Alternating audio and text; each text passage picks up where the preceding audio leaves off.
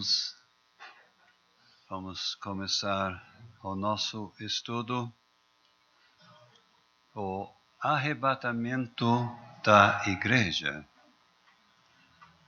e o Tribunal de Cristo, assuntos intimamente relacionados um com o outro. Sugiro que façamos da seguinte forma. Vamos ler passagens que tratam do arrebatamento.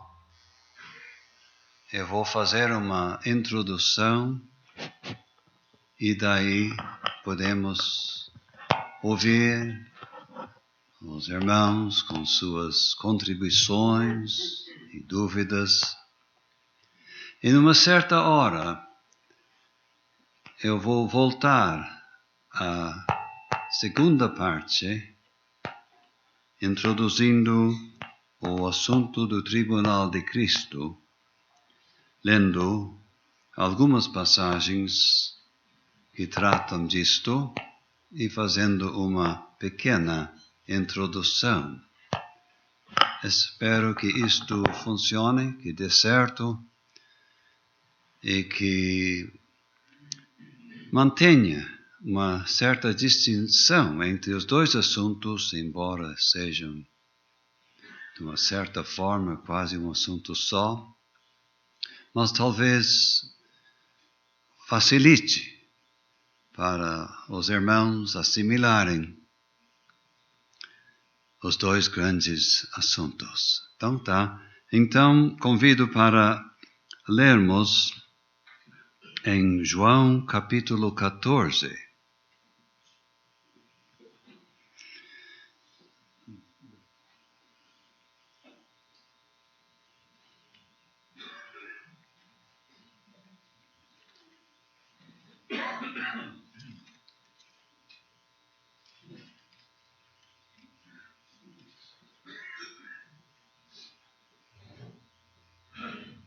Versículo 1 a 3.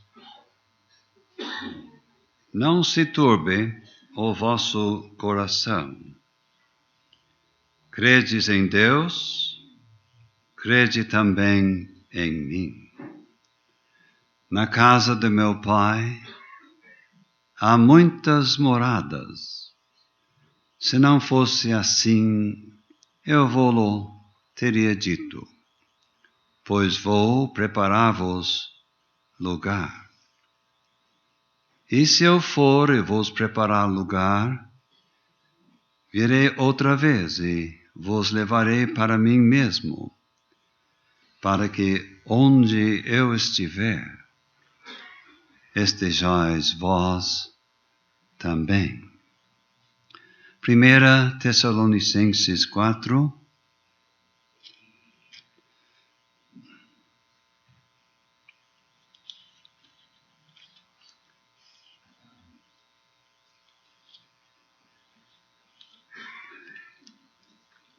Passagem bem conhecida.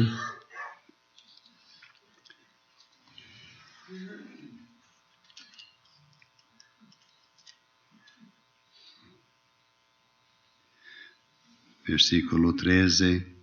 Não quero, porém, irmãos, que sejais ignorantes acerca dos que já dormem, para que não vos entristeçais como os demais que não têm esperança. Porque se cremos que Jesus morreu e ressuscitou, assim também aos que em Jesus dormem, Deus os tornará a trazer com ele. Dizemos-vos, pois, isto pela palavra do Senhor, que nós, os que ficarmos vivos para a vinda do Senhor, não precederemos os que dormem. Porque o mesmo Senhor descerá do céu com alarido, e com voz de arcanjo, e com a trombeta de Deus. E os que morreram em Cristo ressuscitarão primeiro. Depois nós, os que ficarmos vivos, seremos arrebatados juntamente com eles nas nuvens a encontrar o Senhor nos ares, e assim estaremos sempre com o Senhor. Portanto, consolai-vos uns aos outros com estas palavras. E 1 Coríntios, capítulo 15,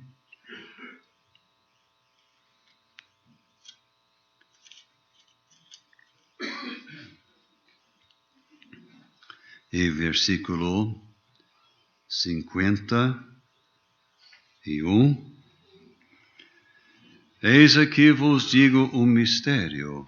Na verdade, nem todos dormiremos, mas todos seremos transformados. No momento, num abrir e fechar de olhos, ante a última trombeta, porque a trombeta soará, e os mortos ressuscitarão incorruptíveis, e nós seremos transformados. Porque convém que isto que é corruptível se revista da incorruptibilidade, e que isto que é mortal se revista da imortalidade. E quando isto que é corruptível se revestir da incorruptibilidade, e isto que é mortal se revestir da imortalidade, então cumprir-se-á a palavra que está escrita: tragada foi a morte na vitória.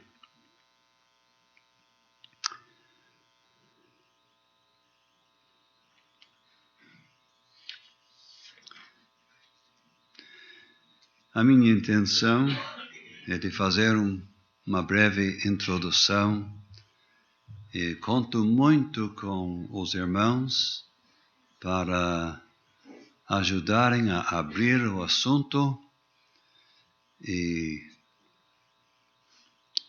atingir e tratar dos assuntos importantes. Nós começamos, creio eu, que seria praticamente a primeira referência ao que nós vamos chamar o arrebatamento da igreja. Senhor Jesus, junto com seus discípulos, ele explicou o que acabamos de ler.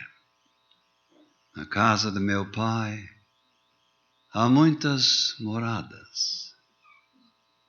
Estava dizendo que, por mais que seja uma multidão dos salvos, não vai haver problema de acomodá-los. Muitas moradas, como um grande palácio de tantos quartos. Só que não devemos pensar num palácio de tijolos e cimento e massa. Não. É só aquele conceito de bastante espaço. Casa do meu Pai há muitas moradas. Se não fosse assim, eu vou-los teria dito. Ia poupar-lhes o sofrimento, a judiaria, o desprezo. Mas há um grande futuro que recompensa amplamente todo o sacrifício feito em meu serviço. Como? Eu vou preparar-vos lugar. Se irmãos quiserem perguntar os detalhes, eu vou ficar devendo. Eu vou preparar-vos lugar. O nosso Senhor Jesus Cristo é o primeiro homem a entrar no céu, num corpo. Tá? Há pessoas no céu hoje, gente nossa, mas ainda não receberam o seu corpo da ressurreição, corpo espiritual, um corpo glorificado. O primeiro foi o Senhor Jesus Cristo mesmo. Imagine a recepção quando Ele entrou no céu. Eu creio que quando Ele desapareceu da visão dos apóstolos naquele dia, imediatamente Ele se encontrava entrando no céu, e ao entrar, o lugar para Ele era único, isto é, à destra da majestade nas alturas, onde Ele tomou o seu lugar e assentou-se como homem, agora glorificado. Ele diz: vou preparar-vos lugar. Se eu for e vos preparar lugar, virei outra vez e vos levarei para o céu. Não.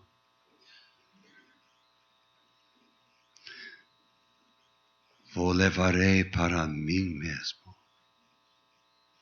Mas é a mesma coisa, não é não? A glória, a felicidade, a preciosidade do céu está numa pessoa. Aquela pessoa é aquele a quem amamos, para que estejam comigo.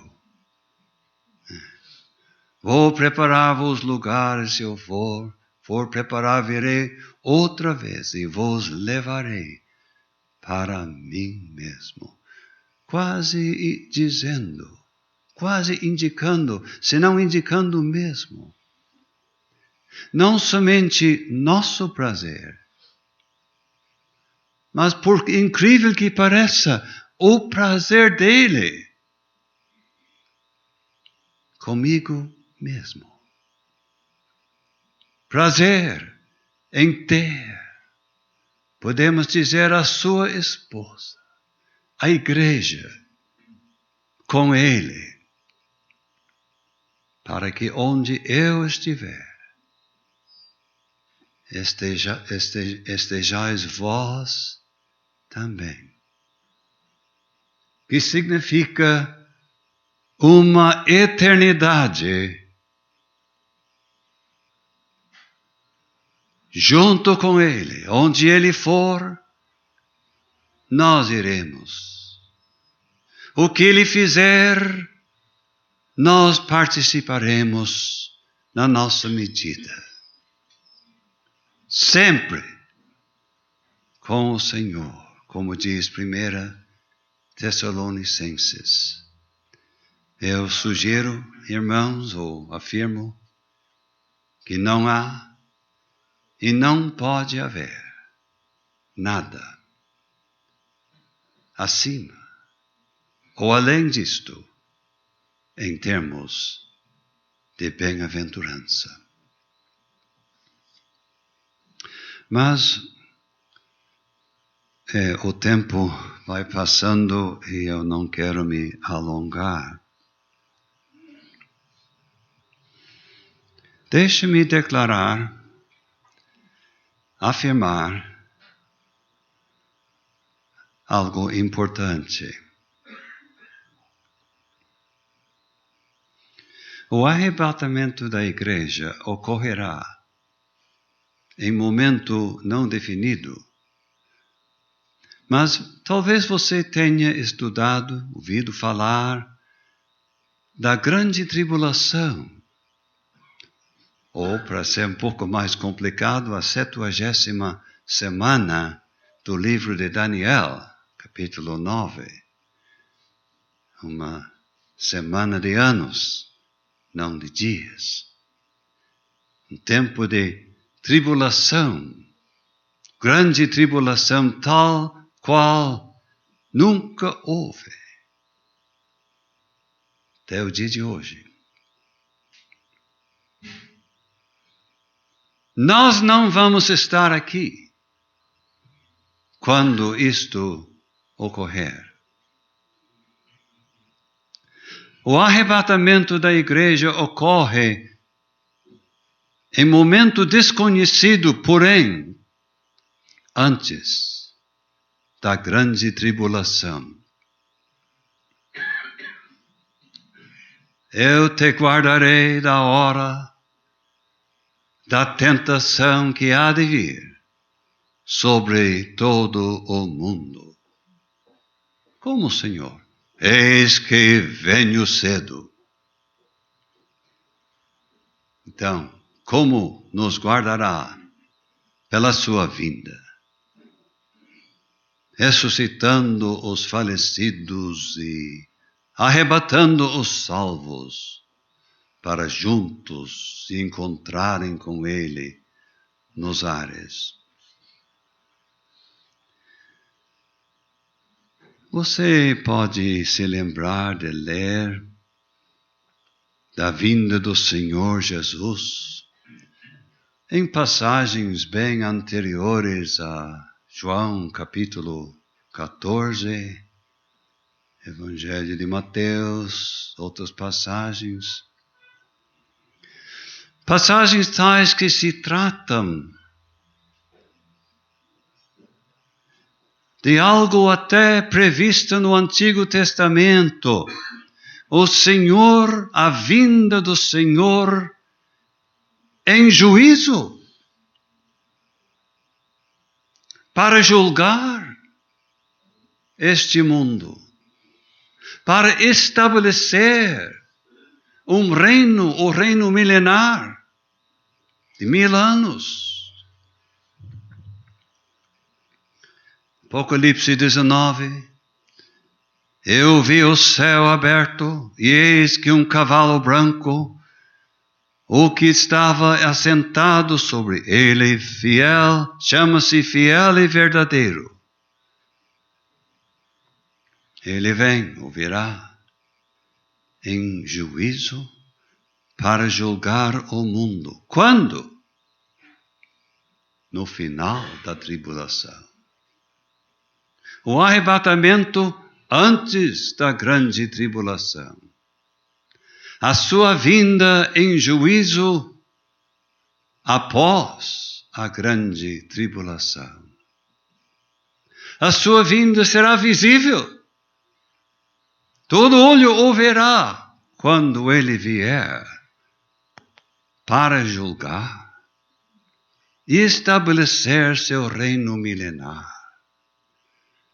Eu creio, irmãos, que quando ele vier para nos buscar, num abrir e fechar de olho, que deles se foram? O mundo não vai ver nada, a não ser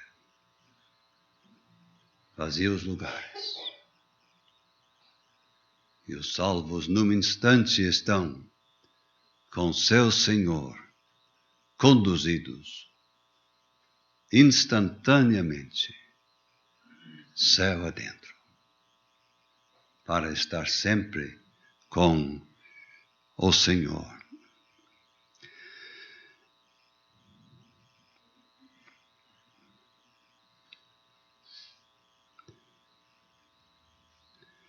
Uma coisa que eu queria colocar, e daí vai terminar essa parte, eu creio que seja muito relevante para nós aqui hoje, para mim, para vocês, para muitos. Nós temos uma passagem aqui em 1 Tessalonicenses 4 e trata da pergunta: Mas, na vinda do Senhor Jesus Cristo para nos arrebatar, que acontecerá aos que já morreram em Cristo? Que são milhares. Esta dúvida surgiu, creio eu, entre os tessalonicenses que receberam grande esclarecimento. O Senhor descerá dos céus com alarido, com voz de arcanjo, com a trombeta de Deus. E os que morreram em Cristo ressuscitarão primeiro. Daí a resposta. Os que morreram em Cristo. No momento que você se salvou, passou a estar em Cristo. Né? Se alguém está em Cristo, isto é intimamente associado com Ele. Em Cristo. Não perdeu isto ao morrer. Os que morreram em Cristo ressuscitarão primeiro, depois nós, os que ficarmos vivos, seremos arrebatados juntamente com eles para encontrar o Senhor nos ares e assim estaremos sempre com o Senhor. Então nós já temos 10:22, eu vou me sentar e convidar seus comentários, sua cooperação e até mesmo alguma dúvida. Se eu puder atender, faço, se não, apelo para outros irmãos e vamos ver se entre nós conseguimos resolver sua dúvida, tá? Então, eu não vou dizer que hora, mas nós vamos passar para o tribunal de Cristo quando a gente percebe, agora é hora. Espero que aceitem isto, tá? O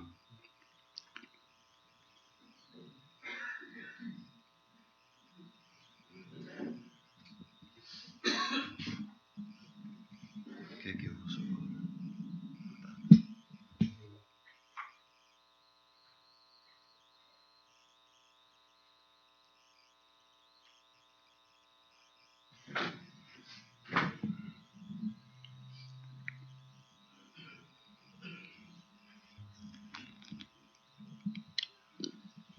Então, a minha Bíblia neste momento está fechada. Eu não sei onde abrir, porque tratamos de diversas passagens. Eu vou convidar comentários gerais sobre o arrebatamento já neste momento. Convido os irmãos a se manifestarem. E daí podemos entrar em mais detalhes e ouvir as dúvidas e contribuições, tá? Pode se manifestar, irmãos. Seu Tomás, quem sabe vale a pena fazer uma pequena referência a João capítulo 11. O senhor começou na leitura em João capítulo 14, que é a promessa tão clara do Senhor Jesus Cristo, mas parece que tem uma referência ao arrebatamento um pouco mais escondida, vamos dizer, em João capítulo 11. Cristo diz: eu sou a ressurreição e a vida, quem crê em mim, ainda que esteja morto, viverá. Vai acontecer no momento da vinda dele. E ele acrescenta: e todo aquele que vive e crê em mim, nunca morrerá. Então parece que temos tanto os mortos como os vivos no momento da vinda de Cristo. Eu ia pedir o versículo. O irmão se refere a João 11:25 e 26. E 26. Então, não é aparente na primeira leitura. Eu confesso que levou anos. Mas eu tenho a plena convicção que o Senhor Jesus Cristo, nesta passagem, esclareceu a situação dos crentes falecidos e os que estiverem vivos na vinda do Senhor Jesus Cristo. E pensando nas 3 passagens que o senhor leu, eu acho interessante pensar um pouco sobre o contexto de cada passagem. O senhor já explicou bem o contexto de 1 Tessalonicenses capítulo 4. Crentes preocupados, os nossos irmãos que já faleceram, perderam alguma coisa? E a resposta é não. Então, aquela passagem nós vemos do ponto de vista dos que já morreram. Quando voltamos para 1 Coríntios capítulo 15, o grande destaque é dos vivos, porque Paulo diz claramente que todos seremos transformados, inclusive os vivos. A gente entende bem que quem já morreu, corpo em corrupção, precisa de uma transformação na hora da vinda de Cristo, mas Paulo revela este aspecto do mistério, que os vivos serão transformados na hora da vinda de Cristo. E voltando novamente para João capítulo 14, eu acho que a primeira frase nos ajuda a entender o contexto. Não se turbe o nosso coração. Então, o propósito de João 14 é de acalmar crentes perturbados, no contexto, os 11 discípulos. Em 1 Coríntios 15, o destaque é a ressurreição e transformação. Não fala no destino celestial, que é subentendido. Mas é interessante isto. O destaque está na ressurreição e transformação. Ressurreição dos falecidos crentes e a transformação dos vivos. Isso foi muito útil, Sr. James. Pois não, Sr. José? Você já mencionou que o Senhor Jesus não só vai levar para o céu, mas para estar com Ele mesmo.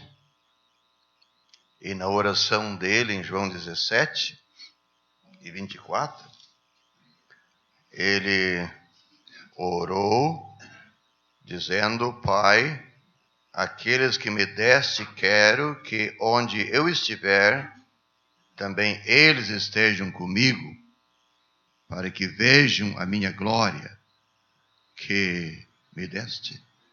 Então, quem é idôneo para assimilar o que isto vai significar?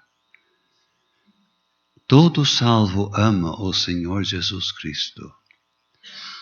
Os melhores momentos da vida de qualquer pessoa salva são os momentos quando ele está perto do seu Salvador, o céu na terra. Então, imagine isto. Ele não diz: eu quero que estejam comigo, porque é isto que eles vão querer. Claro que é. Mas é Ele que quer. Ele quer que estejam. Eu quero que estejam comigo. Ele quer que eu esteja com Ele. Onde se viu? Não. Ele nos salvou e tornamos-nos preciosíssimos a Ele.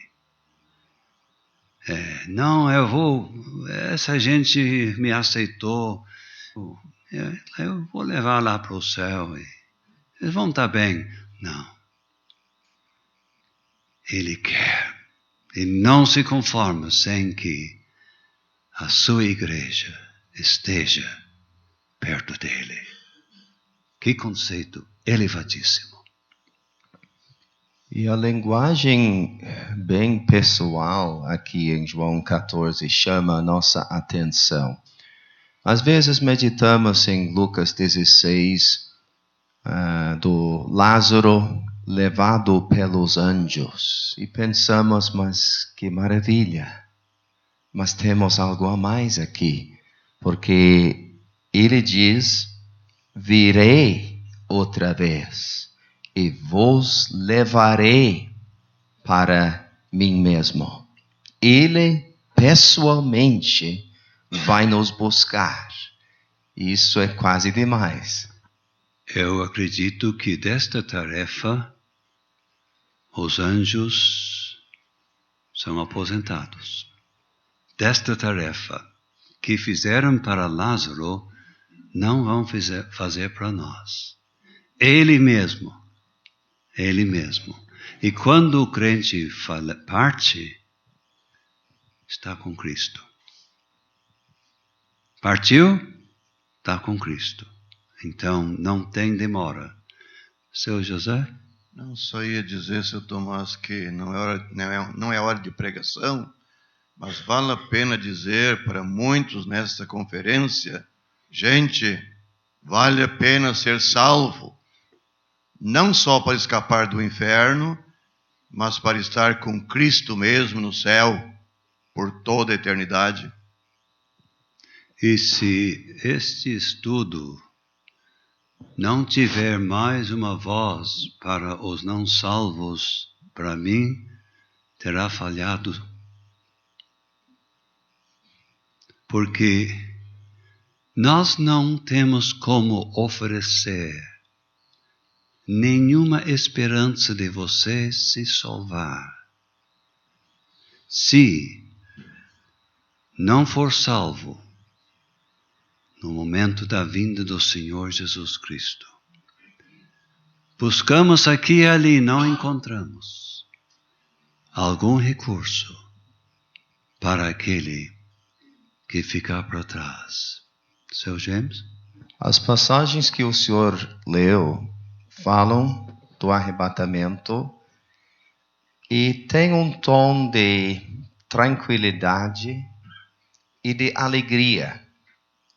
Mas deveríamos dizer, falando dos não salvos, que tem uma outra passagem que trata do arrebatamento, que é Lucas capítulo 13. E ali nós lemos uma passagem bem diferente, porque nós lemos quando o pai de família se levantar e cerrar a porta, e começardes a estar de fora e a bater a porta, dizendo: Senhor, Senhor, abre-nos. E temos aquela linguagem terrível. Ali haverá choro e ranger de dentes. Todo o ambiente, falando do mesmo assunto, mas agora do ponto de vista do não salvo. E isso muda completamente o ambiente. Eu escutei meu irmão usar esta passagem ontem de noite.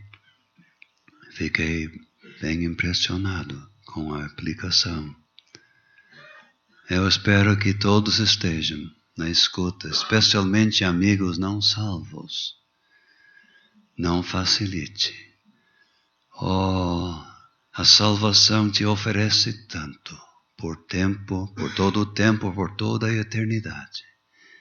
E a falta dela, olha, nem tem palavras adequadas para descrever o azar daquele que não estiver preparado na vinda do Senhor.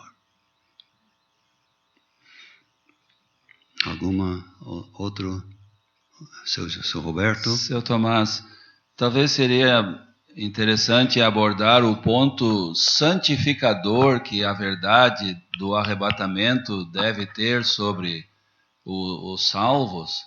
Estava lendo ali em Hebreus 11 de Enoque, lá do Antigo Testamento. Ele foi trasladado para não ver a morte. E lemos como ele andou com Deus, agradou a Deus durante muitos anos antes. Não sei se ele sabia, acho que ele não sabia que ia ser trasladado sem morrer. Mas nós que sabemos, e João, o apóstolo, escreveu, qualquer que nele tenha essa esperança, purifica-se a si mesmo, como também ele é puro. É isso aí. Roberto, não diz qualquer que tem esta esperança deve purificar-se. Não diz isto. É uma coisa, ou é para ser, uma coisa automática. Tantas vezes temos de exortar o povo de Deus e exortar-nos a nós mesmos, vamos caprichando. Mas quando esta esperança prevalece na vida, no coração do salvo, é automático aquele exercício de se purificar, se afastar do mundo, não deixar o mundo invadir a sua vida. É o resultado automático de aguardar na maneira correta a vinda do Senhor. Sr. James? Eu só queria acrescentar que tem várias passagens que falam deste mesmo assunto, mais ou menos dizendo como é que eu vou ser na hora da vinda dele. Estou pensando, por exemplo, Mateus 24, bem-aventurado aquele servo que o Senhor, quando vier, achar servindo assim. 1 João 2, versículo 28. Permanecei nele para que quando ele se manifestar, tenhamos confiança e não sejamos confundidos por ele na sua vinda. 2 Pedro 13, 14. Pelo que, amados, aguardando estas coisas, procurai que dele sejais achados imaculados e irrepreensíveis em paz. Então tem várias passagens que levam-nos a pensar, como é que vai ser naquele momento? Como é que ele vai me achar? O que eu vou estar fazendo naquela hora? Isso deveria motivar muito a nossa dedicação. Isso é ótimo. Essas passagens são muito relevantes.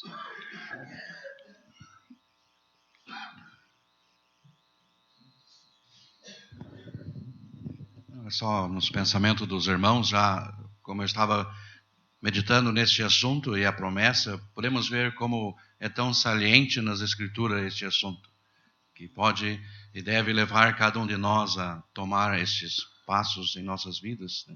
E aguardar ansioso por esta volta. É muito saliente. Realmente, a vinda do Senhor, seja a sua vinda para nos arrebatar, sua vinda também em juízo, tudo isto realmente tem relevância para nós. Sabemos que nós vamos no arrebatamento, mas quando nós percebemos que este mundo, de dia a dia, vai se amadurecendo para o juízo de Deus, e que vai vir este dia, a tendência é de nos afastarmos do mundo, mais distância dos seus caminhos, seus hábitos. Isso é muito importante. Seu José, o senhor tinha alguma coisa para contribuir? Só se, ainda pensando na vinda do Senhor e na nossa ida para a casa do Pai, o apóstolo Paulo em Filipenses, né? Ele disse, mas a nossa cidade está nos céus, donde também esperamos o Salvador, o Senhor Jesus Cristo, que transformará o nosso corpo para ser conforme o seu corpo, abatido, para ser conforme o seu corpo, glorioso, segundo o seu eficaz poder para sujeitar também a si todas as coisas. Então,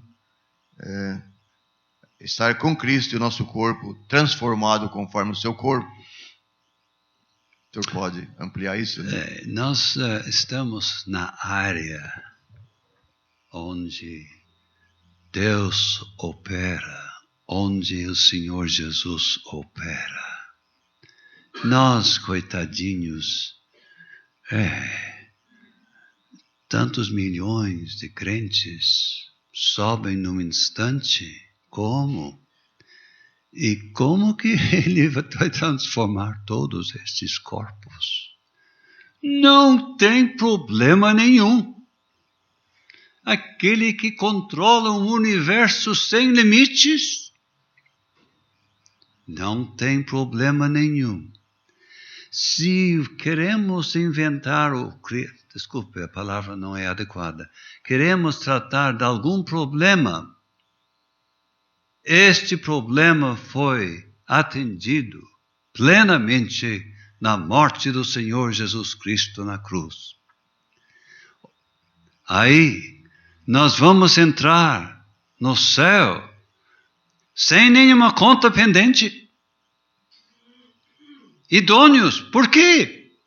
Porque Cristo na cruz nos substituiu. Por causa da união com Ele, todo problema deixa de existir. E no seu grande poder criatorial, que seja, Ele transforma.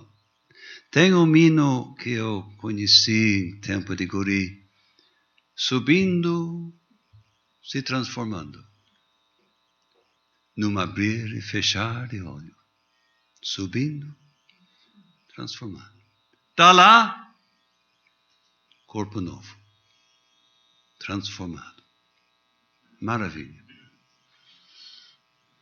A passagem em 1 Tessalonicenses 4 indica que tem uma ligação, como o senhor está apresentando, que tem uma ligação íntima entre o que vai acontecer na vinda do arrebatamento e a ressurreição de Cristo mesmo. Porque nós lemos de um paralelo. Se crermos que Jesus morreu e ressuscitou, assim também os que em Jesus dormem, paralelo com a morte de Cristo, Deus os tornará a trazer com Ele. Quer dizer, também vão participar de uma ressurreição. Como Ele foi ressuscitado, então parece que tem... O senhor estava destacando a ligação com a morte de Cristo, mas vai ter uma ligação íntima com a ressurreição de Cristo. Todos devem observar que nosso irmão, a explicação que ele deu é versículo 15, né? 14. Este versículo, às vezes, para alguns é problemático. Tem sido explicado agora mesmo de uma forma que, para mim, não deixa nada a desejar. Corretíssimo. Obrigado.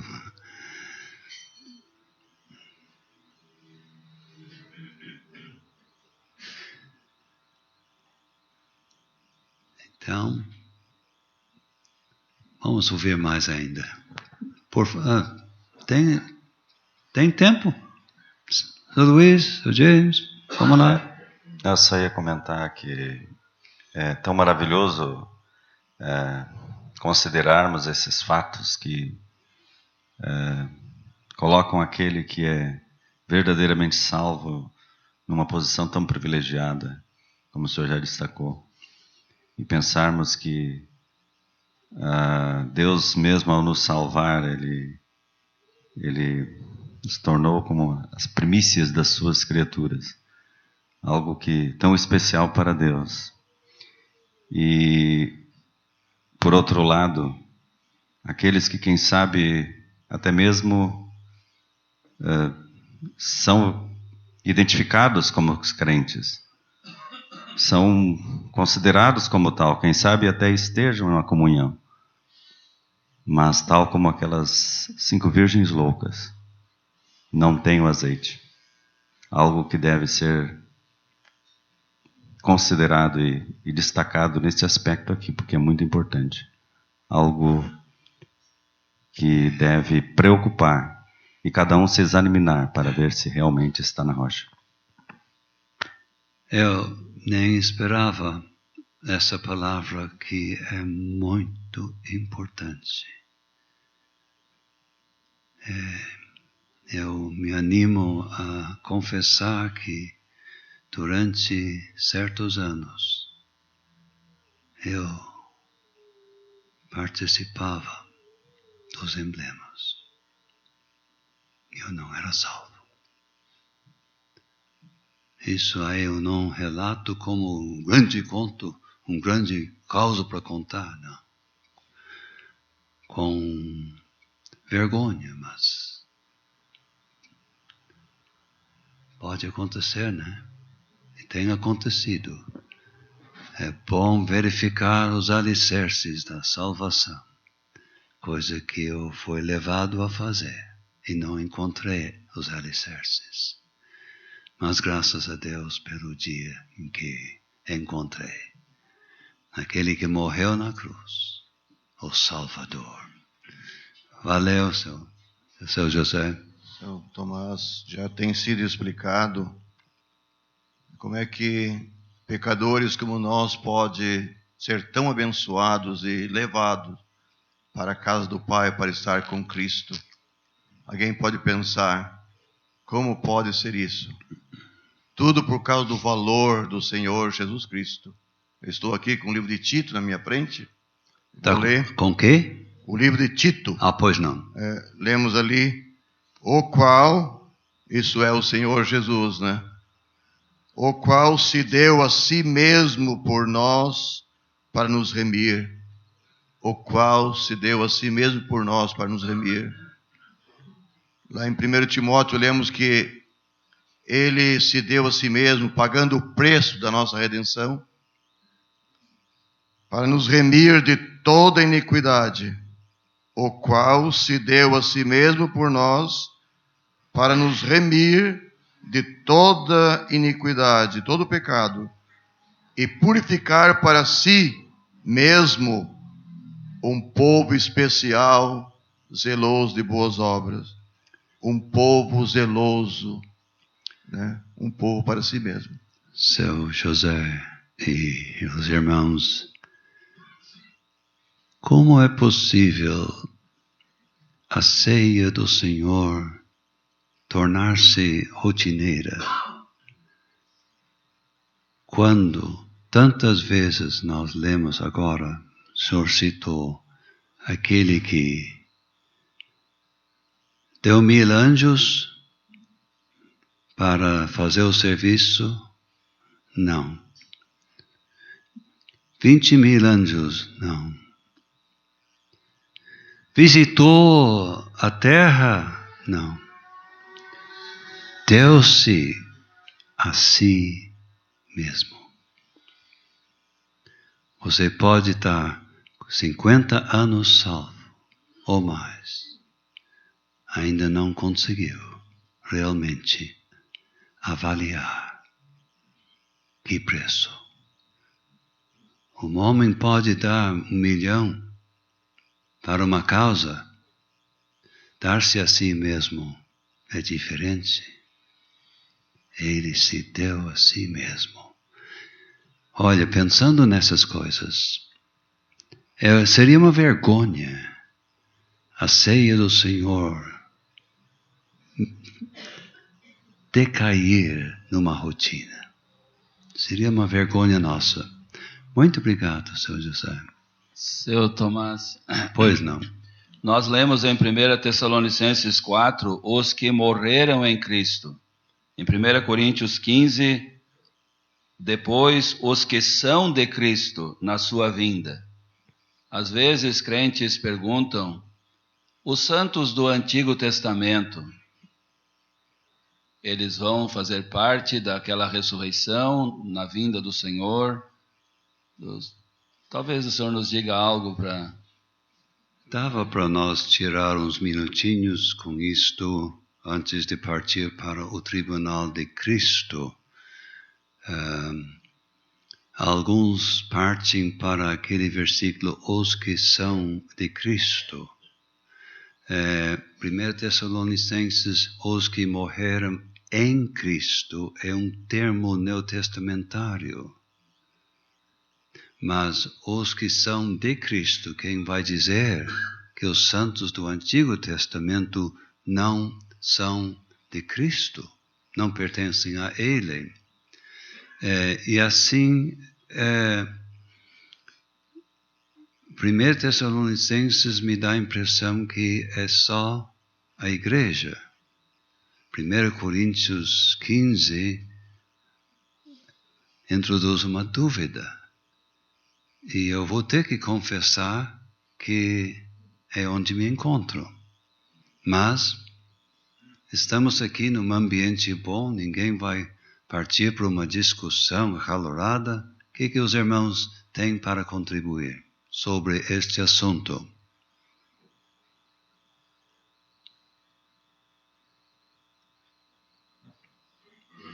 Eu só ia dizer, realmente, o Novo Testamento não fala diretamente no assunto. E nós deveríamos notar isso. Então, eu acho interessante o que o senhor falou. Eu chego ao mesmo ponto de pensar como o senhor explicou. Mas ter plena certeza sobre este assunto não é fácil. A única coisa que podemos dizer é que certamente um futuro glorioso espera os santos do Velho Testamento também. Não tem nenhuma dúvida, ninguém está duvidando isso. Mas sobre o exato momento, nós entendemos que o Novo Testamento foi escrito principalmente para a igreja. Então, por isso, o lugar da igreja fica muito mais claro. O que o irmão está dizendo tranquiliza-nos. Com respeito dos nossos irmãos do Antigo Testamento, ele realmente está dizendo, serão muito bem cuidados, seja como for. Muito bem cuidados. Então, vamos ter uma palavra. Às 11 horas eu quero passar para o Tribunal de Cristo. Pois não, James? Eu queria mencionar um assunto que eu acho interessante. O seu Roberto já levantou o assunto importante do efeito que a vinda de Cristo deveria ter nas nossas vidas agora. Mas, para mim, tem duas passagens que indicam que, de uma certa forma, é possível antecipar a vinda do Senhor Jesus Cristo agora nas nossas vidas. O que quer dizer isso?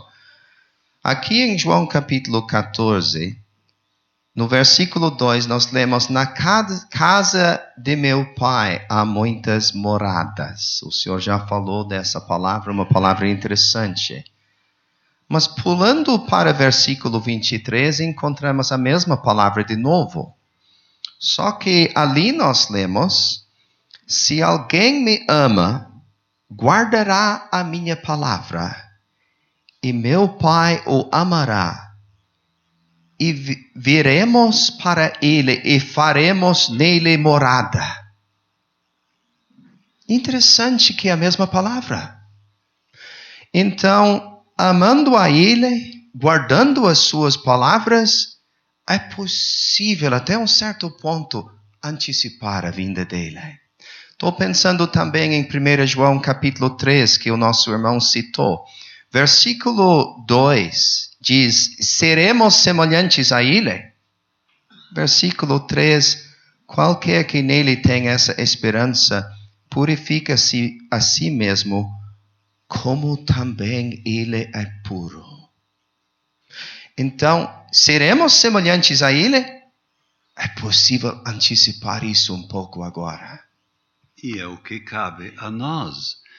Realmente foi muito bom o irmão levantar isto, porque se do nosso estudo não levarmos embora incentivos de modificar nossa vida à luz, de nos tornarmos mais semelhantes a Cristo já, eu acho que nosso estudo não terá tido o efeito desejado. Isso é muito importante, muito precioso também.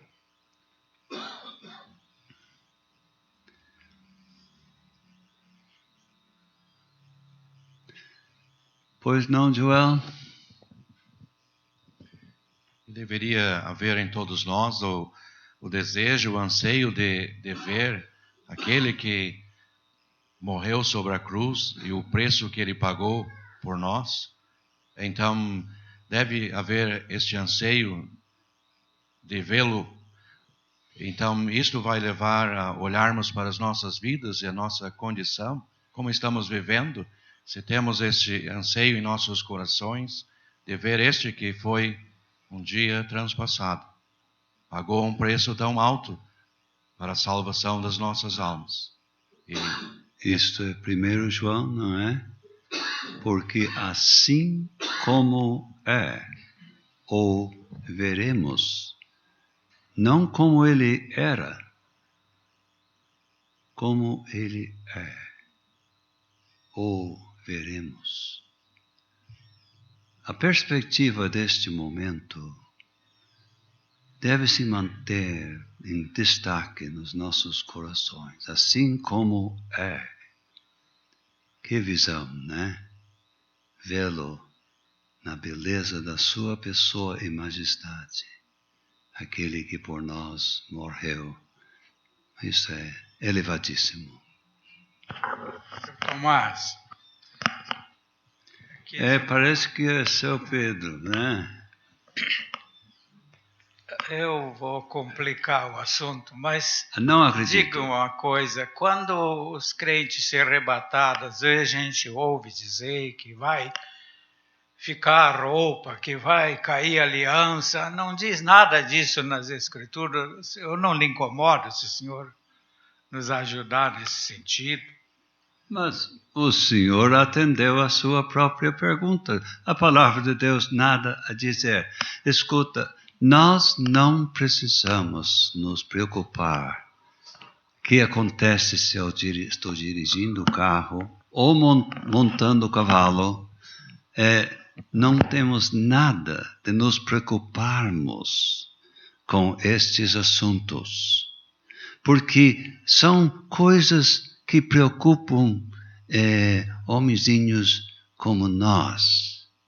E nós somos tamanho de insetos, mas diante do nosso grande Deus, problemas assim nem existem. Vamos ver soluções maravilhosas. Assim que eu creio. Alguém quer ajudar mais nosso irmão? Sim, eu concordo com isso. Às vezes temos ouvido de grande confusão, motorista de ônibus desaparece, acidentes terríveis e tudo isso. Piloto de avião. Tudo isso. Mas, como o senhor indicou, conversa assim limita muito o poder do nosso Deus. Nosso Deus é tão grande, tão além da nossa capacidade de compreender. Isso é uma coisa tão fácil para Deus organizar. E deixamos com Ele com plena confiança. Um detalhezinho insignificante, né? Tinha seu José. Só mais pensando sobre a vinda do Senhor Jesus, estou lembrando do ministério que nosso irmão, seu João Sobrinho, deu em Sombrio sobre a vinda do Senhor. Então estamos esperando a volta dele, quem sabe sentado no sofá. O Sr. João destacou que deviam esperar lá no portão. O que ele queria dizer com isto? Esperando mesmo. Ele vem já. Mas que portão? No portão do pátio da nossa casa. Em vez de ficar tranquilo dentro de casa, Ele serviu de uma comparação, né? O crente que está esperando, já esperando no portão. Como modo de dizer. Exato, como se estivesse chegando. Modo de dizer. Agora entendi.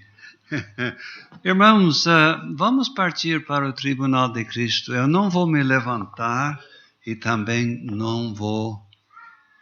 Tinha mais alguma coisa? Seu Tomás? Seu... Pois não, senhor José. Ainda aproveitando do momento que nós estamos aqui, tratando desse assunto, que para nós é uma esperança, é um gozo, é uma expectativa, pelo menos deve ser. Mas temos muitas pessoas aqui ligadas aos crentes que não são salvos. Naquele momento, eu creio particularmente, que o que para nós é um momento de gozo, nosso encontro com Cristo, nós nem temos condições de imaginar o que será para eles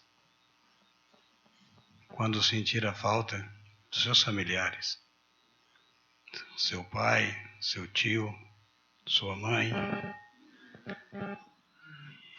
e naquele momento perceber, ele veio. Então seria só uma palavra para que essas pessoas não sejam pegas de surpresas, como nos dias de Noé, não perceberam, e o dia veio e aconteceu, e eles ficaram para trás. Pois é, seu José.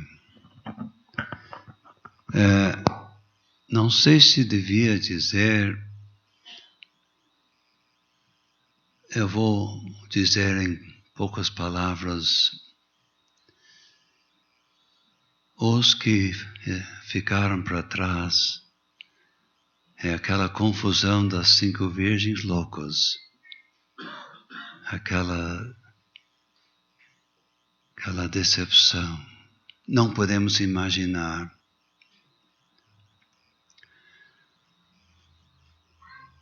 Alguém aqui pode dizer, mas nós que formos,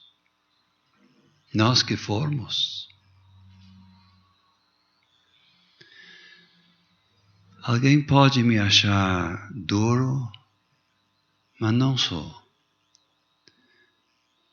Eu acredito que nosso Senhor tratará disto. Não podemos admitir o conceito de parentes no céu lamentar lá. Sempre, sempre, sempre. Alguém logo pode dizer, mas como que pode ser isto? Irmãos, eu não sei. Mas eu sei que nós temos um perfeito e maravilhoso Salvador. Então, podemos dizer assim, seu Tomás, que o pensamento de entes queridos não salvos, às vezes, atinge a nossa contemplação daquele dia. Atinge, sim. Atinge seriamente, mas não vai estragar em nada a realidade daquele momento. Eu agradeço o seu apoio, porque eu me sinto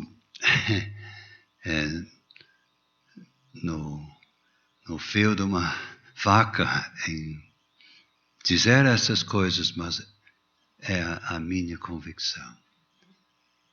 Então, parece que agora que as dúvidas surgem, mas nós precisamos partir com a permissão dos irmãos para o tribunal de Cristo. E a minha introdução novamente será resumida. Romanos 14 e versículo 10.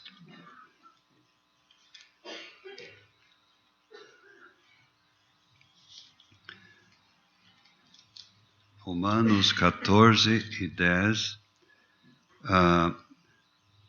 Realmente a parte final, porque todos havemos de comparecer ante o trono de Cristo, não, o tribunal de Cristo. É diferente, né? 2 Coríntios 5, e versículo 10. Está aqui, porque todos devemos, todos os crentes, se trata de salvos, devemos comparecer ante o tribunal de Cristo, para que cada um receba segundo o que tiver feito por meio do corpo, ou bem ou mal. E 1 Coríntios 3. 1 Coríntios 3. Outra passagem relevante. E versículo 13. A obra de cada um se manifestará na verdade, o dia a declarará, porque pelo fogo será descoberta, e o fogo provará qual seja a obra de cada um. Se a obra que alguém edificou, nessa parte permanecer, esse receberá galardão. Se a obra de alguém se queimar, sofrerá detrimento, mas o tal será salvo, todavia, pelo fogo.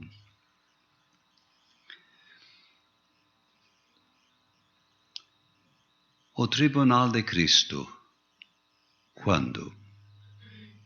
Apocalipse 22 e 12 dá a resposta a esta pergunta. Eis que cedo venho, e meu galardão está comigo. Então, no evento que acabamos de estudar,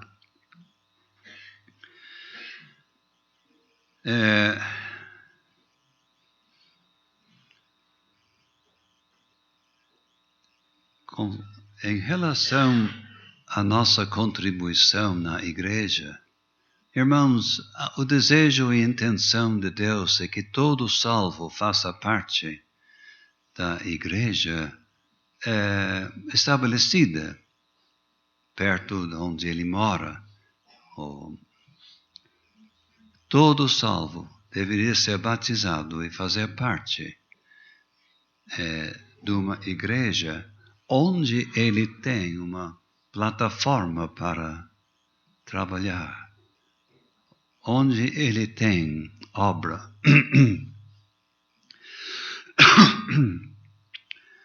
Não estou me desviando, eu capricho.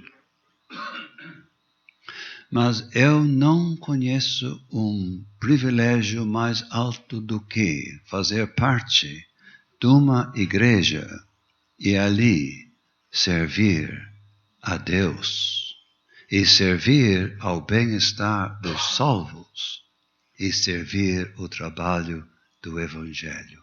Eu não conheço o privilégio mais elevado, levando em conta o que é, aos olhos de Deus, uma igreja de Deus. Mas, quanto à igreja, eu aprendo em 1 Coríntios 3, irmãos, isto é solene, a minha contribuição deve ser positiva, deve ser como ouro, prata, pedras preciosas. O que é isto? O que é ouro? Tem muito valor, né? O que é prata? Diferente, mas é de muito valor. O que são pedras preciosas? Você diz, eu não tenho isso, também não tenho. Mas ouro, coisa que dura. Prata, coisa que dura. Pedras preciosas. Quanto mais antiga, mais valor. Então, com nosso esforço e serviço, realmente construir na igreja aquilo que vai ser de valor eterno, valor aos olhos de Deus. Me dá um exemplo, com prazer. Deus nos concede um rapaz e uma moça. Não é o casamento, não. E aquele rapaz, por aqui, o pessoal conhece a palavra de Deus. Eu também vou me dedicar.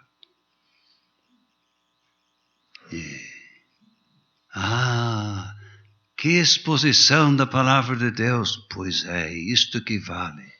Eu vou trabalhar em cima disto. Que bom ouvir o Evangelho ser anunciado. Pois é. E assim, este irmão está no setor do ouro, da prata e das pedras preciosas. E aquela irmã, ela vê, olha, o importante é fidelidade, é lealdade, é testemunho positivo, é ser útil para Deus. Ela também está na mesma área.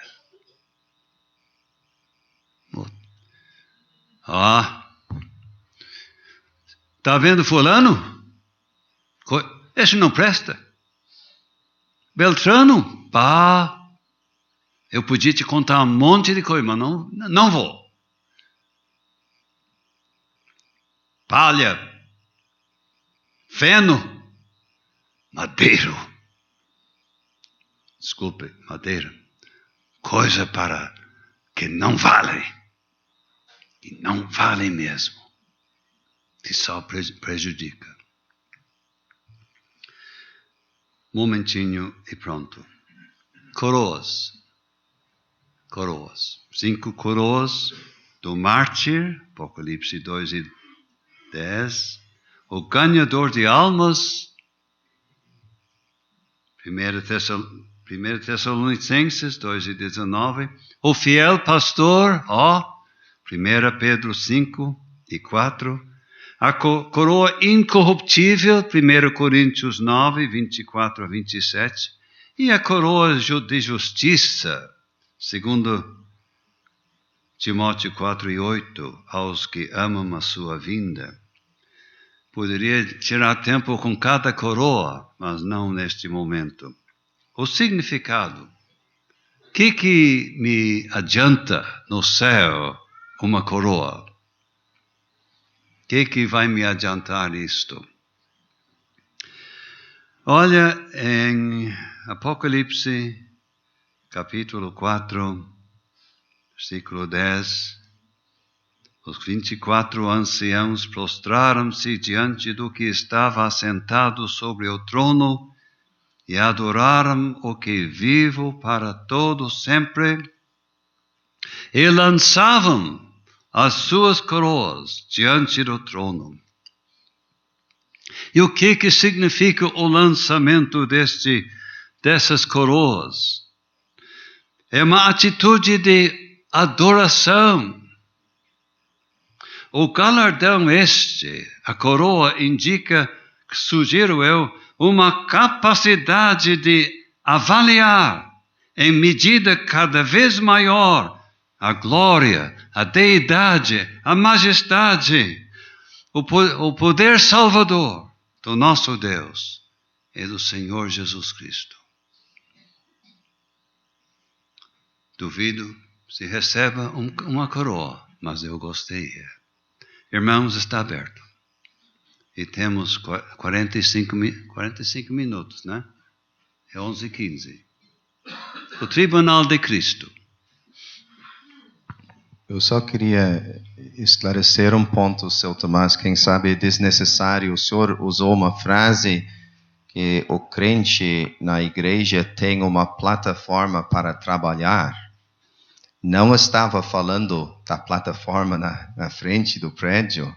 Estava falando de uma esfera de serviço que inclui daí, como o senhor acabou de explicar, não somente o irmão, mas também a irmã.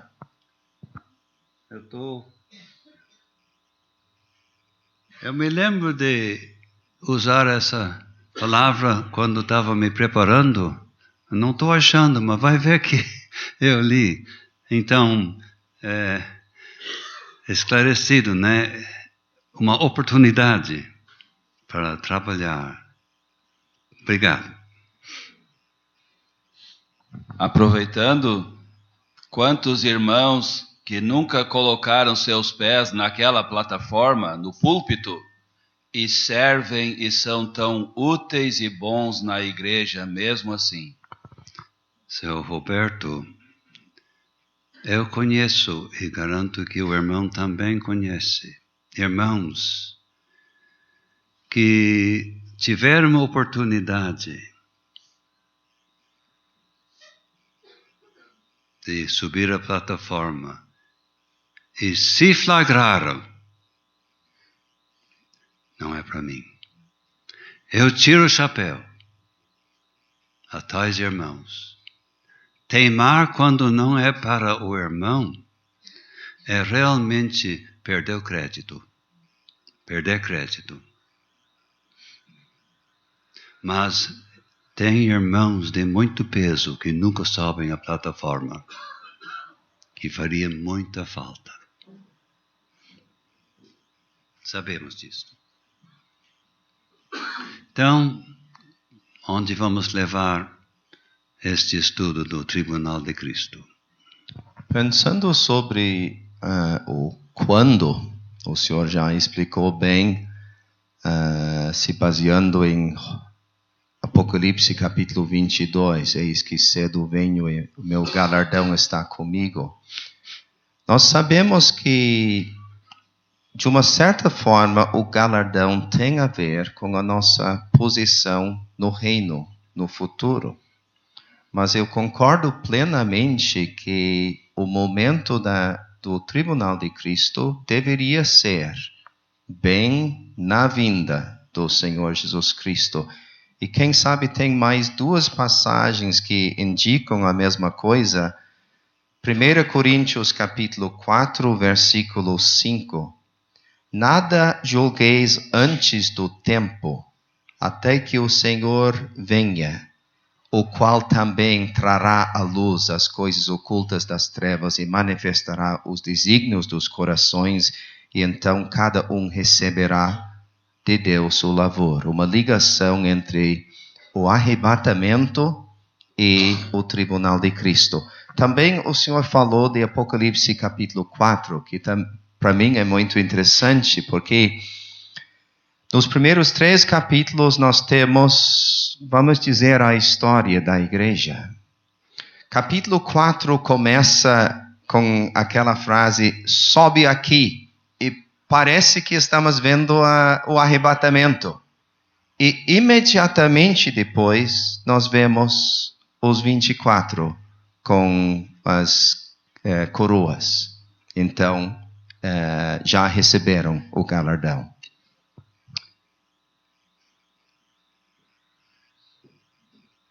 Eu tenho a impressão, talvez convicção, que a coroa, o galardão, será eterno. Eu já ouvi alguém dizer, situação no reino milenar, coisa assim.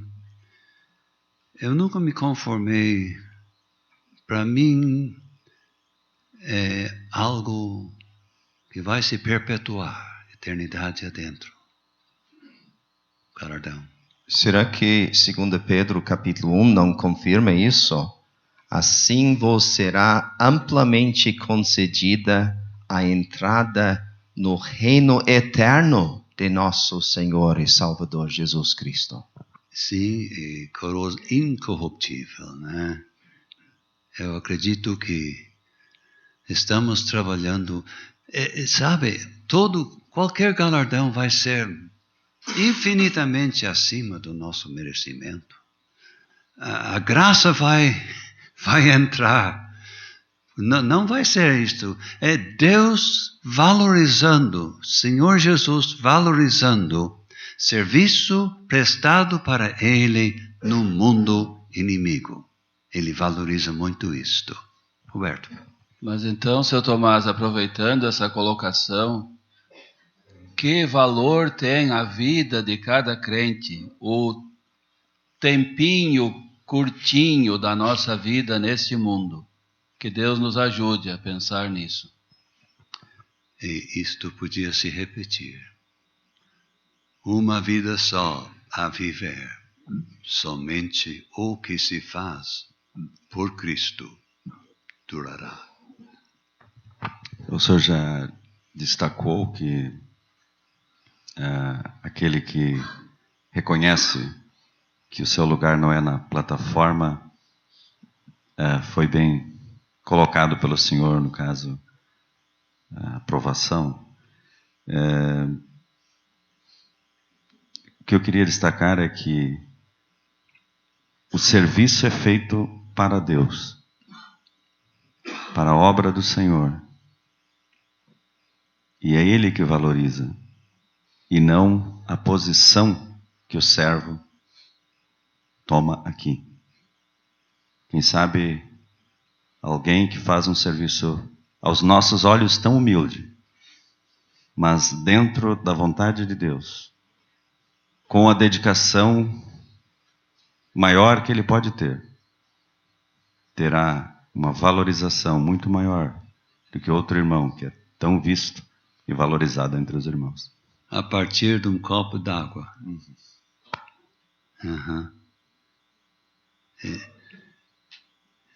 Isso é muito precioso. Muito precioso. Se Deus preparasse, eu não vou demorar, gente. Se Deus quer um pregador, Ele prepara. Mas se para mim Ele preparou uma outra função, outra missão, Ele me prepara. E eu vou trabalhar melhor naquela função. Não numa para a qual não tenho condições, pois não. E neste contexto do assunto que os irmãos estão levantando, podia falar um pouco sobre a importância de fidelidade. Não é sucesso. Aquele viu tantas pessoas. Não tem nada a ver. É fidelidade no serviço que Ele deu para mim fazer. Para eu fazer. É a minha fidelidade que vai definir o meu galardão. Bem está, servo bom e sucedido. Não, fiel. Porque nosso Mestre, nosso Deus, sabe exatamente a situação em que nós nos encontramos no serviço dele. A igreja a qual pertencemos, as situações, os altos e baixos, ele leva em conta e sabe de tudo. E dá força para circunstâncias bem difíceis. E eles podem realmente perceber, ser fiel naquele cantinho custou muito mais para aquele irmão do que ser fiel lá. Olha a situação lá, exigia mais. Tem irmãos às vezes com as mãos na cabeça, irmãs também. Mas o que vamos fazer? A coisa vai se desmanchar, perde sono. Outros não sofrem tanto. Então, nosso Salvador valoriza e entende tudo isto. Fidelidade é acima de sucesso aparente. Aparente. Deus sabe qual é o verdadeiro sucesso. Está na área da fidelidade. Nisto, nós podemos ver a igualdade do trabalho no aspecto de fidelidade, de irmãos e irmãs. Igualdade no trabalho. Abre este assunto. Eu acho muito importante considerar. Cada um tem algo que Deus tem dado, seja irmão ou irmã. Mas toda valorização da parte de Deus, o galardão, está vinculado exatamente à fidelidade, como os irmãos estão destacando. E isto em nada diferencia a valorização que Deus dá ao trabalho de cada um. Os irmãos... Pois não? Eu queria perguntar, Sr. Tomás, Apocalipse 3, lemos da igreja em Filadélfia. O Senhor Jesus elogiou aquela igreja: guardaste a minha palavra e não negaste o meu nome. E depois ele diz a eles: guarda o que tens, para que ninguém tome a tua coroa. Apocalipse 3, versículo 11. O crente pode perder o galardão por descuidar? Como o senhor explicaria? Guarda o que tens para que ninguém tome a tua coroa.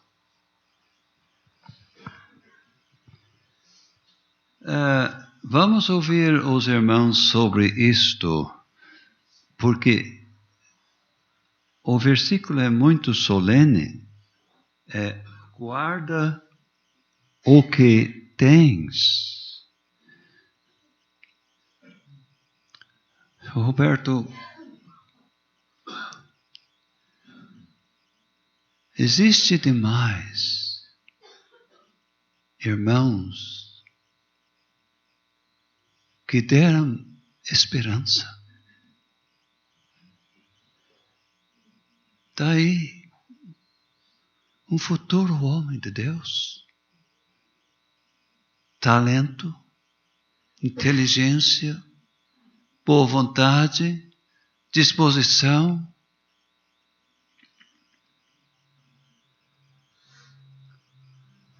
Isso que ele tinha. Guarde o que tem e não guardou. Ele facilitou. Talvez no dia em que foi ao cartório, eu digo com todo respeito e cautela, porque podia acontecer o vice-versa, né? Talvez má companhia entre o povo de Deus. Nem todo irmão e irmã é boa companhia para ti. Não esquece disto. Nessa área, Sr. Roberto, nessa área. Não acha? Concorda, James? 100%.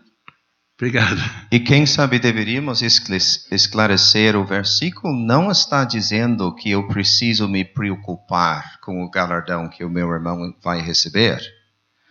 Mas eu creio que está tocando num assunto muito sério. Por não fazer algo,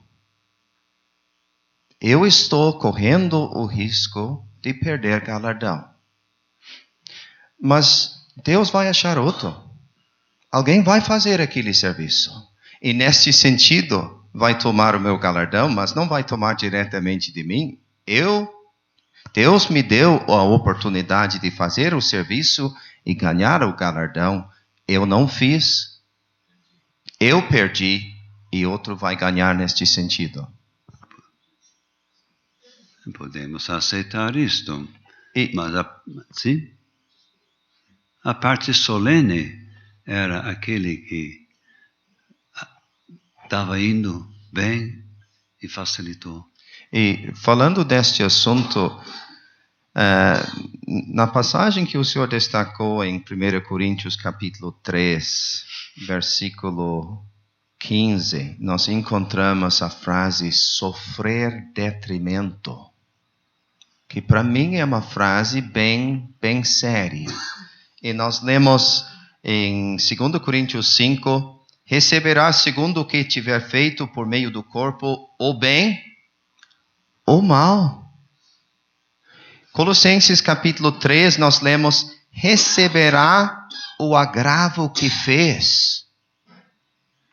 2 João, versículo 8, nós lemos, olhai por vós mesmos, para que não percamos o que temos ganhado, antes recebamos o inteiro galardão. E quem sabe aquela frase nos ajuda a entender a frase sofrer detrimento. Que quer dizer sofrer detrimento? Não receber o inteiro galardão. O senhor teria ali ministério de 1 hora. E seria soleníssimo. Eu não sei qual é o conceito dos irmãos aqui.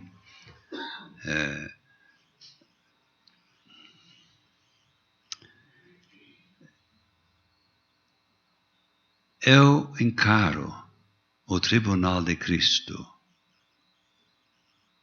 como soleníssimo. Não é fim de ano, prêmios para os escolares e festa. Não, para mim não. Eu ouvi dizer, um homem disse, olha, quando está tudo pronto, vou ficar aliviado. Eu pendo para este lado. Eu sei que lá no céu está diferente. É glória e glória e glória, e não há nada que atinja aquela felicidade eterna. Mas mesmo assim, eu acredito que a palavra de Deus indica a solenidade do tribunal de Cristo. E eu digo de novo, terminando a minha parte, vou ficar aliviado que passou. Os irmãos concordam com isto? Ou tem algum outro pensamento? Sim, eu concordo plenamente. É difícil para nós, em corpos humanos agora, com as nossas limitações, pensar nessa possibilidade de sofrer detrimento, de não receber o inteiro galardão, e não pensar em tristeza. Mas daí eu vou ficar muito triste. Mas eu creio que não podemos partir para este ponto, porque temos que entender, seremos semelhantes a Ele. E isso inclui muito mais do que a nossa aparência. Em perfeita conformidade com os pensamentos dele. Então, em cada galardão, aquele que recebe mais do que eu recebendo menos porque não me dediquei tanto, eu vou ficar plenamente satisfeito porque ele será glorificado. E eu, com aquela perfeita semelhança a ele, eu vou ficar muito contente com isso. O irmão está descartando aquele elemento de tristeza? Eu, pessoalmente, acho muito difícil expressar a ideia de tristeza no céu. Eu acho muito difícil. Mas como é que eu evito isso? É porque eu vou ter, ao mesmo tempo, um corpo glorificado, vou ter os pensamentos dele. Então, vou concordar plenamente e com alegria. Agora vamos ouvir seu Henrique. Esta passagem em 1 Coríntios 3 diz: cada um receberá de Deus o louvor. Então, não tem tristeza aí, mas cada crente receberá de Deus o louvor. Isto prova que não tem o conceito de um crente que não tenha nada. Todo crente tem alguma coisa. E cada um terá seu louvor. Concordamos com isto, né? Está na Bíblia. Todo crente alguma coisa tem.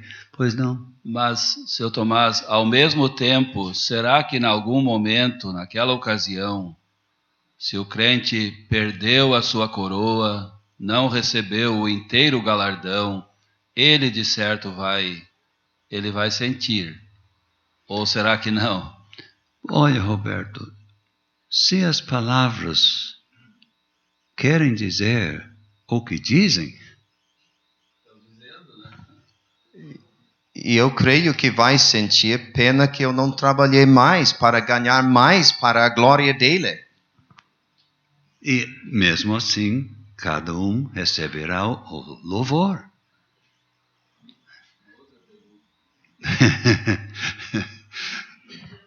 Agora, quando o crente faz alguma coisa, será que ele deve fazer pensando, eu vou fazer isso porque eu quero ganhar um grande galardão com isso? Ou seria melhor ele nem pensar, eu vou fazer algo por amor do meu Salvador, do seu povo, da sua obra, e se ele me der uma recompensa, vai ser ainda para a honra dele? Não.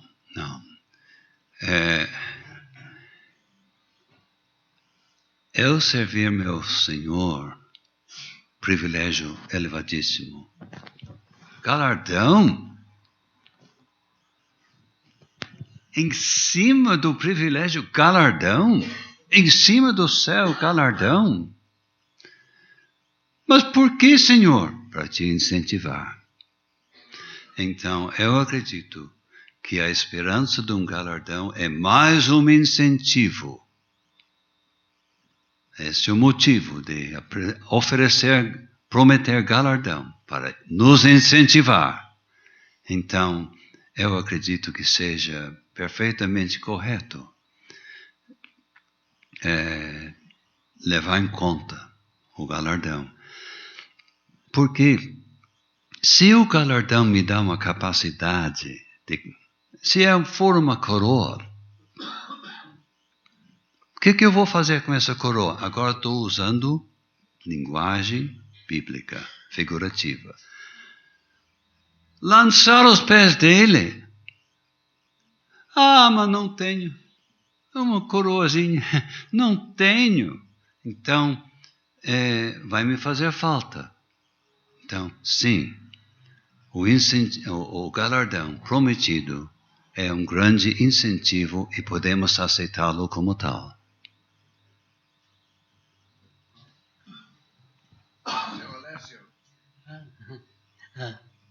Não há dúvida que tentamos compreender ou desvendar coisas que só serão avaliadas e vistas lá no céu.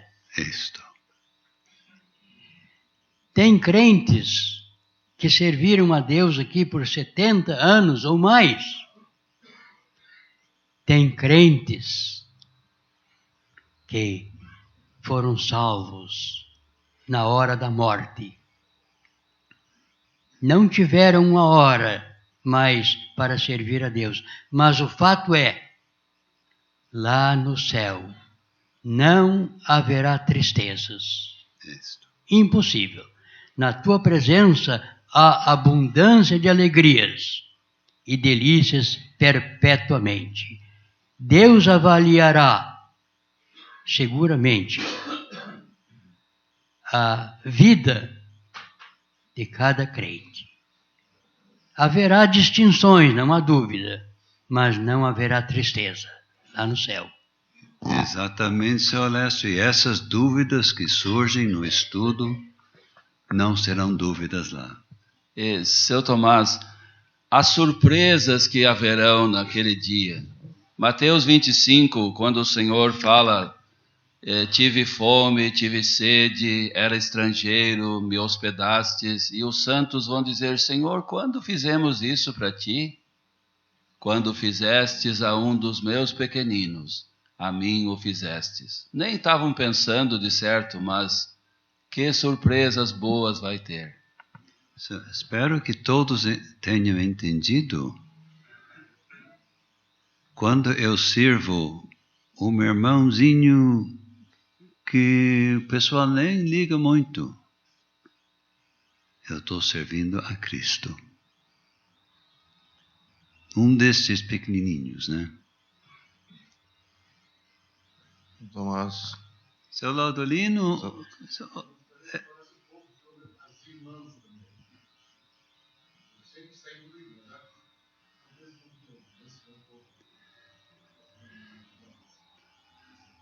Eu estou desconfiado que tenha irmãs ganhando dos homens lá, em termos de galardão.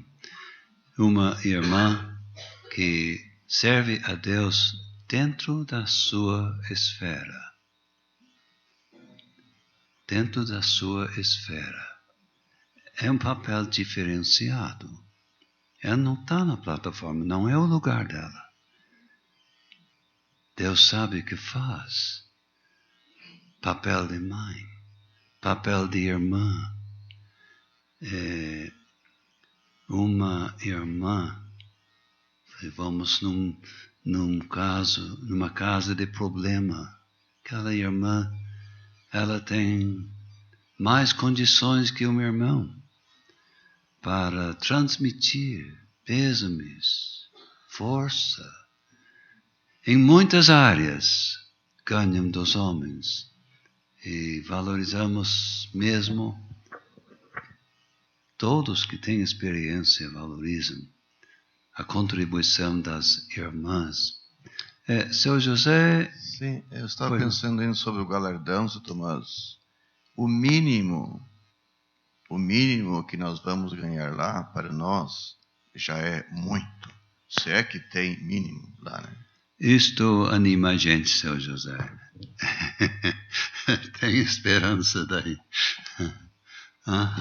E falando das irmãs, seu Tomás, eu creio que até a aparência da irmã vai dar galardão. Porque nos lembramos de 1 Pedro capítulo 3, o enfeite delas não seja o exterior, no frisado dos cabelos, no uso de joias de ouro, na compostura de vestidos, mas o homem encoberto no coração, no incorruptível trajo de um espírito manso e quieto, que é precioso diante de Deus. Então, o cuidado das nossas irmãs em obedecer as Escrituras, na sua aparência, de manifestar este espírito manso e quieto, é algo precioso para Deus e vai receber galardão naquele dia. O assunto é levado a uma altura elevadíssima, sendo que Deus valoriza uma irmã bem vestida, de acordo com estes princípios, é a verdadeira elegância. A verdadeira elegância. Senhor Rivaldo? Eu queria fazer uma pergunta, e eu não sei se está dentro do assunto que nós estamos tratando. Mas faça. Tá. Hebreus 11, 6. Ora, sem fé é impossível agradar-lhe, porque é necessário que aquele que se aproxima de Deus creia que Ele existe e que é galardoador dos que o buscam. Então, seria sabe que está dentro do nosso assunto, ou devemos buscar a Deus já no sentido de que Ele quer galardoar, nos dar? Sem oportunidade para pesquisar o versículo, a impressão que eu tenho é que está animando, de modo geral, quem procura a Deus vai ver resultados. Um princípio generalizado. O que o irmão acha? É uma questão que... Seria mais geral, né? Exato. Vale a pena buscar a Deus, de modo geral. Porque o que eu vejo assim é que Deus quer que eu saiba, que nós saibamos que Ele é generoso e que Ele quer nos dar coisas. aplicando esse versículo para o salvo, aí o conceito do galardão ia aparecer. Mas é um princípio geral. O homem que procura chega a se salvar. Foi abençoado. Deu ouvidos ao Evangelho, foi abençoado. Então podemos deixar uma certa largura aí. Né? Tudo bem. Seu Tomás, o senhor mencionou a coroa em 1 Coríntios 9, e ali parece o atleta que está na corrida. Então seria bom destacar as responsabilidades, como aquele que vai correr a corrida leva a sério, se prepara, se abstém de coisas que podem atrapalhar ele na corrida, porque ele tem como alvo ganhar aquela coroa. E o crente também, na vida espiritual, levar a sério a oração, a leitura da palavra, suas responsabilidades na igreja, com o povo de Deus, com as coisas de Deus. Então, para ganhar a coroa, precisa levar essas coisas a sério, hein? Não acha, seu Roberto, que nós podemos sobrecarregar a nossa vida? Estou fazendo um curso. Eu quero fazer... Eu tenho uma...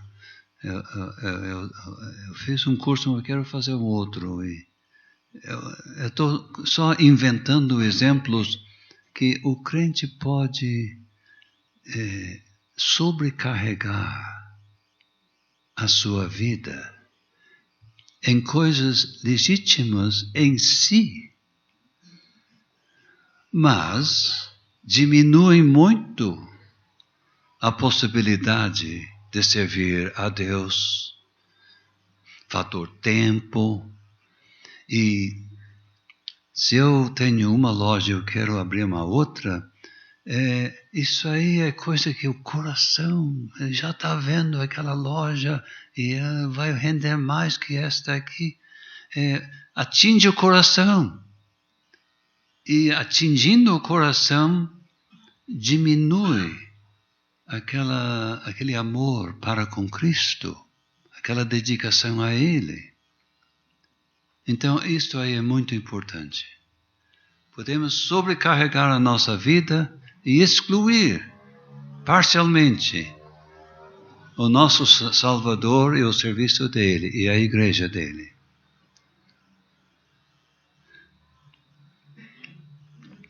Eu queria mencionar outro assunto, seu Tomás.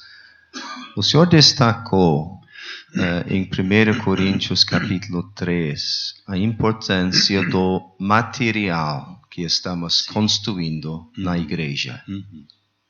Mas no próximo capítulo, aquele versículo que já foi citado, eu creio que nós vemos não o material, mas os motivos. Porque nós lemos: nada julgueis antes do tempo, antes que o Senhor venha, o qual também trará à luz as coisas ocultas das trevas e manifestará os desígnios dos corações. E então, cada um receberá de Deus o louvor. O senhor podia falar um pouco sobre a importância dos nossos motivos no serviço de Deus? Nunca deve haver um espírito de concorrência na obra de Deus. Talvez isto atinge os servos públicos ou qualquer irmão que atua em público. Eu quero pregar melhor que ele. Eu quero ser reconhecido mais que ele. Então, para tanto, quando dá oportunidade, eu vou fazer críticas dele. Ciúme. O serviço de Deus deve ser livre de ciúmes. Agora me esqueci o ponto principal. Falando dos motivos. Sim. motivos de ciúme. Olha, aquele homem fez um erro na pregação. Não é que fizeste um grande erro, é que eu quero me exaltar às custas dele. Então, este tipo de motivação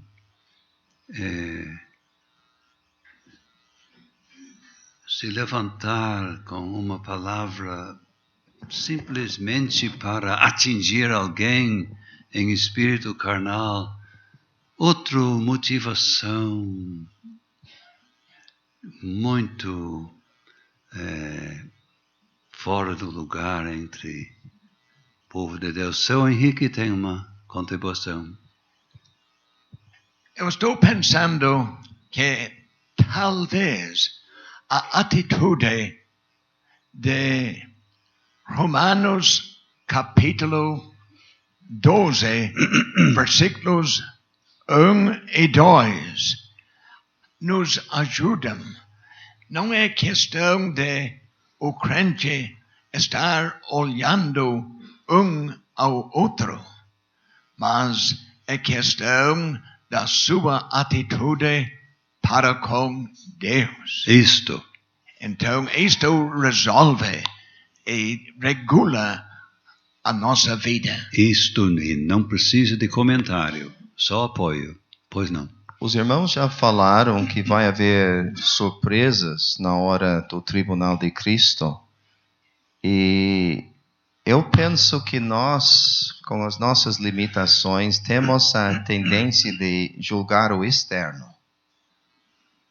Mas é muito importante entender que Cristo vai examinar o interno, inclusive os desígnios do coração, os motivos. Sim, aquele irmão pregou muito bem, mas como o senhor explicou, qual foi o motivo dele? E eu sinto, falando deste assunto, que é um assunto muito sério, que nós temos que julgar nas nossas vidas. Então, seria possível perder galardão por fazer algo bom por motivo errado. E o bom seria atingido. A qualidade do bom que eu faço, com motivos errados, aquele bom vai sofrer prejuízo, né? Quem sabe um exemplo esclarece, se lembra de Filipenses capítulo 1. Paulo fala de certos homens pregando um evangelho puro. Quem sabe vendo pessoas salvas, mas o motivo deles é aumentar o sofrimento de Paulo. Agora Paulo vai ver. Ele lá preso, nós pregando. Então, quem sabe pessoas se salvaram, eles pregaram o evangelho puro, mas por causa do motivo errado, vão perder galardão na hora do tribunal de Cristo. Exemplo perfeito. Seria errado.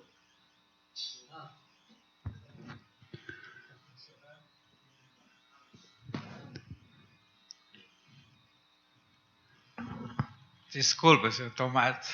Ué, mas não fez nada? A gente tendo um pensamento assim, tudo que eu faço eu já estou devendo. Servo inútil sou eu. Parece que tudo que... Tem crente que parece que tudo que faz eu já estou devendo. Não mereço galardão. Seu Pedro, seu Pedrinho, nós não merecemos galardão. Mas nosso Deus nos ama e valoriza nossa pessoa e valoriza nosso esforço. E na sua graça, Ele criou galardões para nós vermos. É pela graça dele que recebemos algum galardão. Não merecemos. Mas é um incentivo para mostrar como ele valoriza o esforço feito. Obrigado, Sal. Então, nós temos 5 minutos, nem tanto, para terminar pontualmente. Alguma dúvida que alguém tem aí que podemos conversar, Roberto? Seu Tomás, em Mateus 6, o Senhor Jesus falou de oração. Ele falou daqueles que oravam em pé para serem vistos pelos homens. E ele diz, em verdade vos digo que já receberam o seu galardão. Fazendo algo para se mostrar, vamos dizer numa conferência, eu vou lá dar um ministério, só para me mostrar lá para os outros. Já recebeu o seu galardão, não vai ganhar mais nada do que isso. Mas que galardão, passar uma vergonha, querer fugir do prédio. Sim, tem tudo isso. Seu José. Não, só ia dizer, se alguém acha que pregou bem, podia ser melhor. Seu José, nunca devemos nos conformar com o que conseguimos atingir nas coisas de Deus, em nenhum setor. A hora de se conformar para o progresso. Até o inimigo pode usar essa palavra para tu pregaste bem. O inimigo pode me dizer, olha, tu pregou bem, é isto? Eu já ouvi isto. Seu Tomás. Seu Tomás. Pois não, seu José. E o risco de eu achar que estou fazendo uma coisa boa, uma obra boa, lícita para Deus, e isso não está sendo aprovado por Deus. Eu lembro de momentos em que Pedro agiu achando que estava fazendo uma coisa boa, e a gente vê ele sendo repreendido. Quando é que eu tenho convicção de que eu estou fazendo um trabalho em que Deus está aprovando? Nós temos um guia daqui. Então, se nós não servirmos a Deus conforme o guia, temos prejuízo